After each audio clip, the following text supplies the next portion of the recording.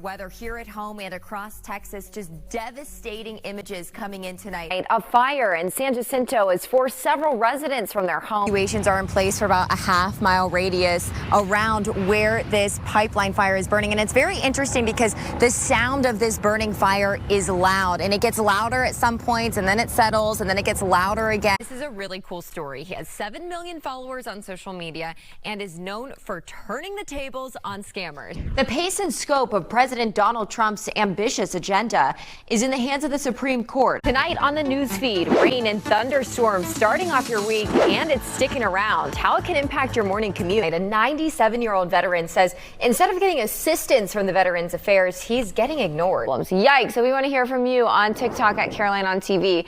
Everyone's tuning in. Allie says, no, I saw one driver go into a situation where officers had someone at gunpoint. Horrible idea. I saw that video on social media too. Rashi, it's hard to comprehend the water rising along the Guadalupe River here in Kerrville so quickly and so high. We're talking 30 feet in an hour on July 4th, taking the lives of so many people. This was at 2 million. So we are seeing this number come down, which is good. This number over here, the latest cases in the past couple of months. Here's a whole timeline starting with June 17th, a day we'll never forget here in Houston, with a case that has made national headlines. 12-year-old Jocelyn Nungary killed in North Houston.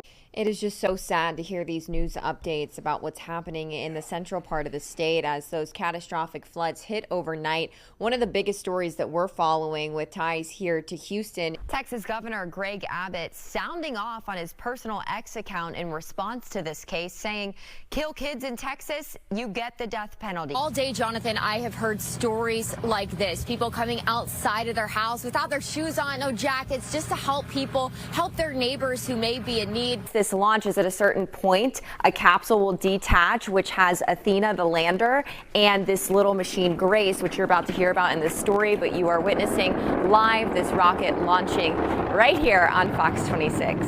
Wow. Here, some of the best in the world, including Scotty Scheffler, who's at 11 under leading right now. Now, he finished his round, but around 3 o'clock today, play was suspended. We just heard those horns. Play is back underway. It's unclear if they'll all be able to finish their round two. Told them to leave. Then on Saturday night, President Donald Trump getting involved, activating the National Guard, sending 2,000 troops to Los Angeles County. All around the block, you could just see piles of debris everywhere. People have been working all day to try to clean it up. Take a look at this right here. This is a giant piece of metal, which we're told from neighbors is actually the roof of the house that now doesn't have a roof across the street. If you are a female in Houston and you use the walking trails, you need to listen up. Houston police say that there is a serial trail assaulter who is still on the loose. They released this sketch of him. Being here in person and taking this all in is truly unbelievable. I'm standing along the Guadalupe River in Ingram, Texas, and we were just in an area where the bridge was nearly washed away. Washed away. It's emotional. I know. That's your whole life and your whole home that you lost so quickly. Yeah, I lost everything. When you're on a tour like you're about to go on, are you prepared for fans to ask you about some deep questions or open up about their own struggles? Most definitely. Now, the substance has produced big profits and drawn powerful critics. That is so mesmerizing. That looks so beautiful on camera. Just imagine being there. You should go check it out. And happening outside Bush Airport, hundreds of United flight attendants announcing that they're voting on authorizing a strike. There's more roofs that you can see and treetops just peeking over the water. The situation in Conroe not looking good right now as Sky Fox is giving us this live look. Wow. On the edge of that ladder, suspended over water, the wind is blowing.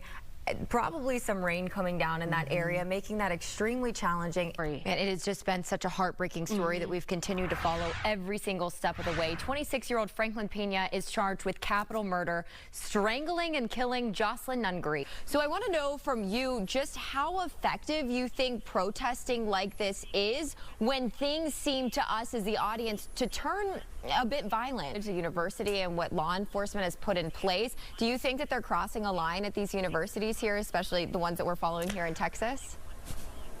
It's lively, it's loud, there's music everywhere. It is certainly not the golf atmosphere that I grew up on. Also, more security signage apparently that they have added. Phase 2 will add some more lights to the dark areas in 5 parking areas. It is scheduled to be completed at the end of spring 2026, but hopefully this is just the first step in keeping those students safe. All the way back to Allison, which the water got 10 inches up in the starter shack, to Harvey, where it was 31 inches high in the starter shack. Those marks on the door represent this.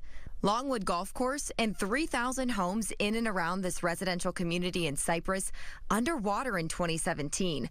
Remnants of Hurricane Harvey still visible 6 years later on the course. You can see where the cart path went in right up there. The cart path went right here. Now, Longwood Golf Course is under construction, going from a 27-hole course to 18, making room for about 60 acres of a man-made detention basin that will filter excess water down Little Cypress Creek.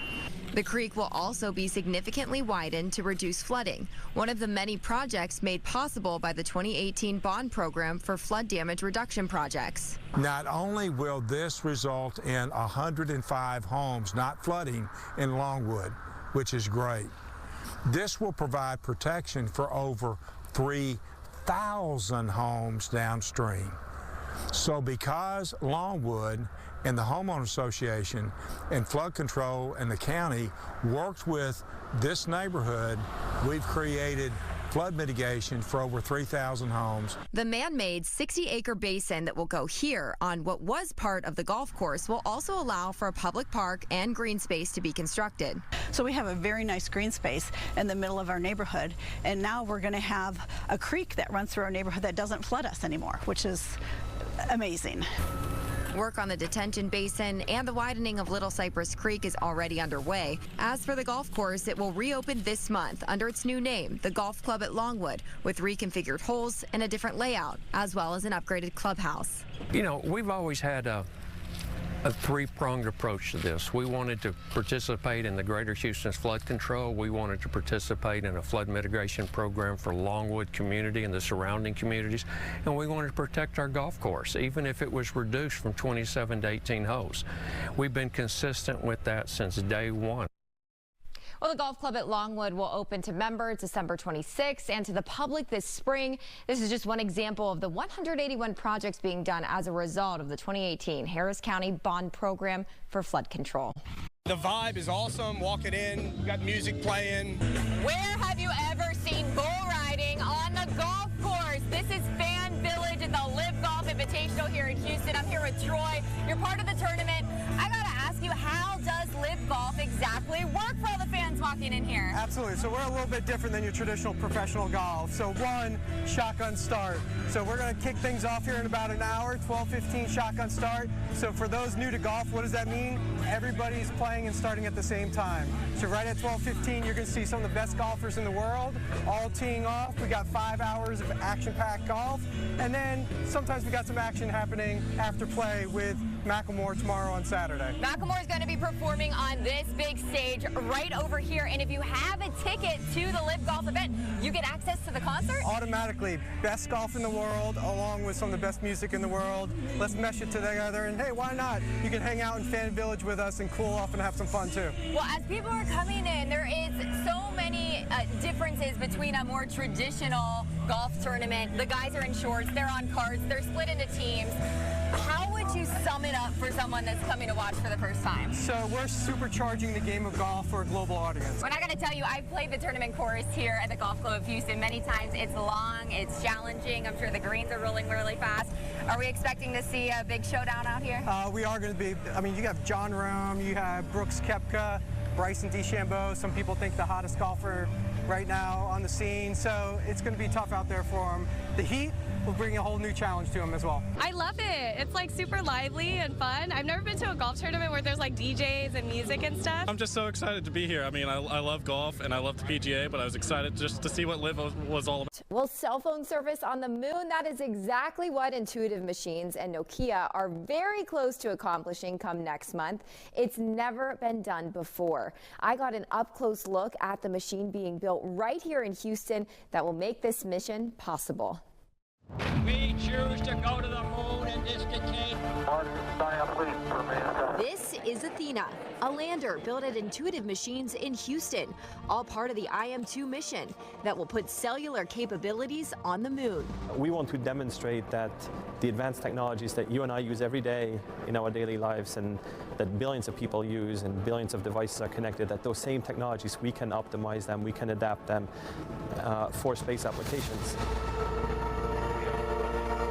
Athena is scheduled for liftoff in February on a SpaceX Falcon 9 rocket. So we'll go to Florida.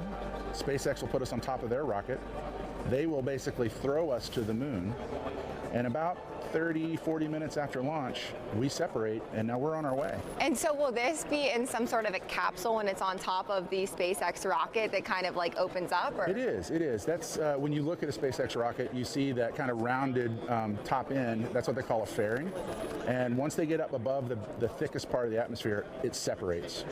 And then they'll let us go. Once Athena orbits the moon and lands, she gets to work, doing what's never been done before. With the help of Nokia's Lunar Surface Communication System, 4G LTE cellular technology will be established on the moon. At the starting point, it's really the same technology that we deploy on Earth.